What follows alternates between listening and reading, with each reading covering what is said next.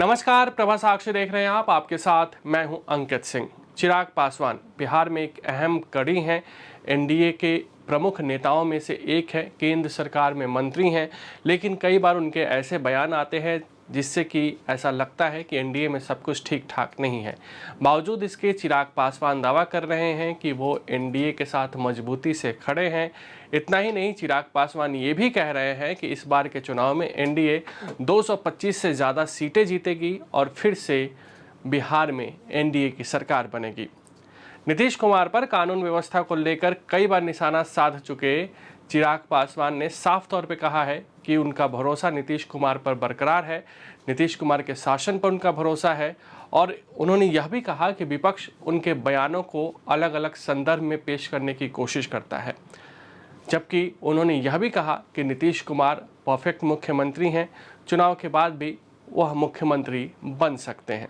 इतना ही नहीं, तेजस्वी यादव को लेकर भी चिराग पासवान ने अहम बयान दिया।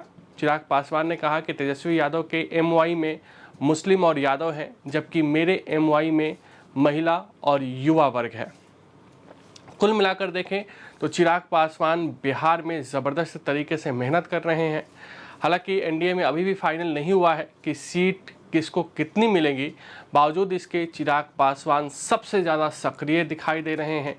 इतना ही नहीं, चिराग पासवान अलग अलग ज़िलों का दौरा कर रहे हैं, अलग अलग जगहों पर अपनी रैली कर रहे हैं और कुल मिलाकर देखें तो अपनी ताकत दिखाने की भी कोशिश कर रहे हैं, एनडीए के बाहर भी, एनडीए के भीतर भी।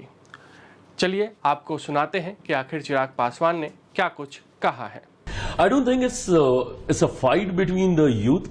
I think ये लोकतंत्र की खूबसूरती है कि जितने विकल्प जनता के सामने आए, हर यंग नेतृत्व अपनी सोच के साथ जनता के सामने जा रहा है। अंतोगत्वा ये फैसला बिहार की जनता को ही लेना है कि किसकी सोच के साथ वो ज्यादा सहमत है।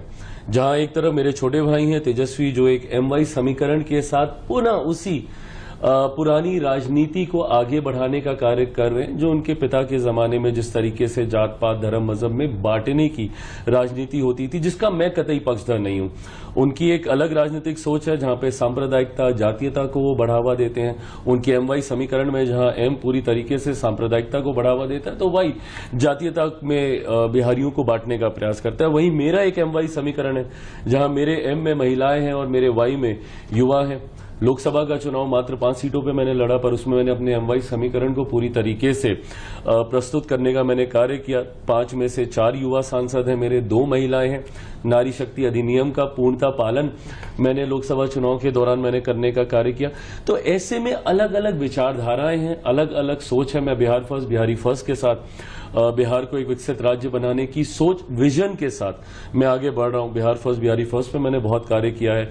आप बिहार से जुड़ी हुई किसी भी समस्या का जिक्र मेरे सामने करें, उसका समाधान मेरे पास है। कैसे बिहार में हम लोग रेवेन्यू जनरेट कर सकते हैं, कैसे उद्योग लगा सकते हैं, कैसे शिक्षा प्रणाली को हम लोग बेहतर कर सकते हैं, कैसे प्रति व्यक्ति आय को हम लोग बढ़ावा दे सकते हैं, कैसे किसानों की मदद कर सकते हैं, कैसे बाढ़ सुखाड़ से बिहार को हम लोग निजात दिला सकते हैं। इन तमाम विषयों पर मैंने अध्ययन किया है। मैं पुनः दोहराता हूं कि मैं बिहार सरकार का मैं हिस्सा नहीं, मैं समर्थन कर रहा हूं और मैं मानता हूं कि उस समर्थन में आज की तारीख में मैं अपनी सोच को मैं शामिल कर सकता हूं, जो ग्रेजुअली अब करने का हम लोग कार्य कर रहे हैं। एक और बात हम लोग को बिहार के लिए समझने की जरूरत है कि एक लंबे समय के बाद बिहार को डबल इंजन की सरकार का लाभ अब मिलने लगा है।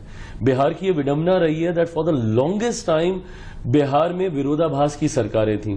2000 का वो दशक आप याद करें जब केंद्र में यूपीए की सरकार होती थी, तब बिहार में एनडीए की सरकार होती थी। 2014 में जब केंद्र में एनडीए की सरकार आई तो बिहार में महागठबंधन की सरकार आ गई।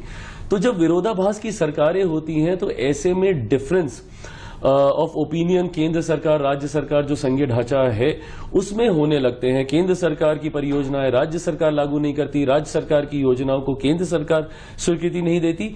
इस बात का नुकसान बिहारियों को एक लंबे समय तक हुआ है।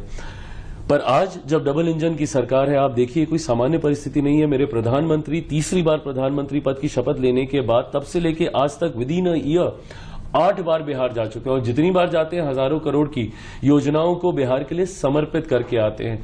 तो ऐसे में अब धीरे धीरे वो विकसित बिहार बनने की ओर बिहार और बिहारी बढ़ चुके हैं, और ऐसे में बिहार फर्स्ट बिहारी फर्स्ट का भी एक योगदान है। I am absolutely confident that he is perfectly fit and fine to continue for another 5 years। I wish कि और ज्यादा वो स्वस्थ रहें और लंबे समय तक उनके अनुभव का लाभ हमारे राज्य को मिले। पर आज की तारीख में जिन परिस्थितियों में बिहार है, यंग लीडरशिप है, और मुझे लगता है कि वो एक ग्रेजुअल जनरेशनल शिफ्ट होता ही है हर राज्य में, हर सरकारों में, हर दल में ये जनरेशनल शिफ्ट हम लोगों ने देखा है। बट अगर आप आज की तारीख का आप जिक्र करें, जिन परिस्थितियों से बिहार गुजर रहा है, ऐसे में एक अनुभवी नेतृत्व की जरूरत है। आज की तारीख में बिहार 90 के दशक जंगल राज जिस दौर से बिहार को निकालकर यहां तक जो व्यक्ति लेकर आया है। अगर आप भी लेना चाहते हैं देश दुनिया की तमाम जानकारी तो आज ही सब्सक्राइब करें हमारे चैनल को। साथ ही नीचे दिए बेल आइकन को जरूर दबाएं ताकि हर अपडेट आप तक पहुंच सके।